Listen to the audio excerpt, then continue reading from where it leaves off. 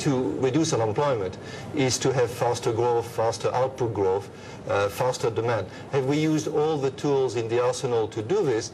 I don't think so. I mean, there are some countries which really have very little fiscal space, but in many, if they can plausibly do things to control the debt stabilization over the next 5-10 years, and they can show that they can do that, then they have tools that they can use today to help bank lending, to help households with difficulties with their houses and so on. So there are plenty of things we can still do, and these are the things we have to look at.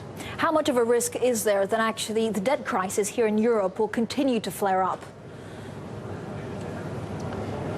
Well, that's not the topic of the Oslo conference. We think it is under control. We think it is having some effects on bank lending. And that's one of the reasons why consumption and parts of investment in Europe are weak. But we don't see this as a major issue looking forward. What is the biggest risk, though, for governments? Because, of course, everything is tied. Growth is tied to unemployment. It's tied to what governments can do in terms of austerity measures or in terms of, reforming pensions and trying to spur employment. What exactly is your biggest concern for this year?